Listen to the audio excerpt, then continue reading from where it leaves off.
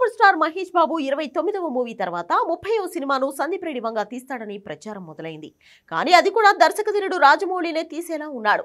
నిజానికి ఎస్ఎస్ఎంఈ 29 మూవీని ముందుగా 1000 కోట్లతో 2 భాగాలుగా ప్లాన్ చేశారు. కానీ తర్వాత ప్లాన్ మార్చి ఒకే భాగంగా ఈ మూవీని లెంగ్తీగా తీయాలని నిర్ణయించేసింది రాజమౌళి టీం.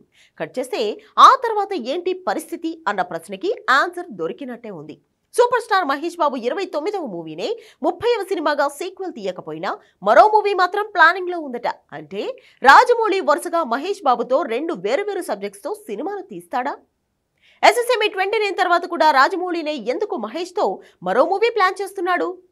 ప్రభాస్, ఎన్టీఆర్, చరణ్ ఇలా ఎవరితో సీక్వెల్స్ కాకుండా వేరే సబ్జెక్ట్ తో వరుసగా సినిమాను తీయలేదు. మరెందుకు సూపర్ స్టార్ తో ఈ ప్లాన్ చేస్తున్నాడు? Have a look.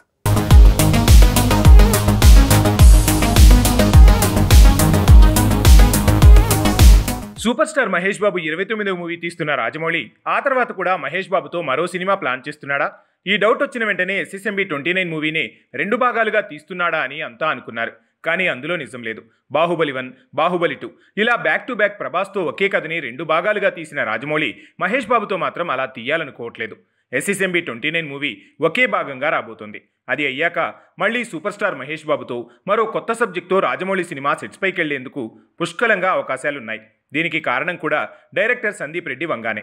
ఎందుకంటే తను నిజానికి యానిమల్ మూవీ కథని, స్పిరిట్ కథని ముందుగా మహేష్కే చెప్పాడు. తన నుంచి రెస్పాన్స్ లేకపోవడంతో రణబీర్తో యానిమల్ తీశాడు. రెబల్ స్టార్ ప్రభాస్తో స్పిరిట్ని సెప్టెంబర్ నుంచి మొదలు పెట్టబోతున్నాడు. ఆ తర్వాత సూపర్ స్టార్ మహేష్ బాబు సినిమాని మొదలు పెడతాడని ప్రచారము జరిగింది.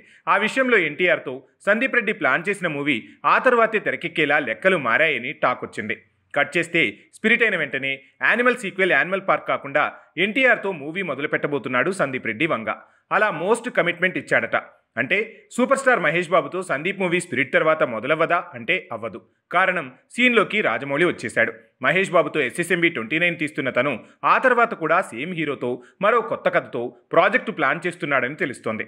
దానికి కారణం ఫస్ట్ పాన్ వరల్డ్ మూవీ తీస్తున్న రాజమౌళి ఆ సక్సెస్ని సాలిడ్ మార్కెట్గా మార్చుకోవాలంటే ఇదే ఇంపాక్ట్ 2 సార్లు ప్రపంచ మార్కెట్ మీద పడితే కుదురుతుంది.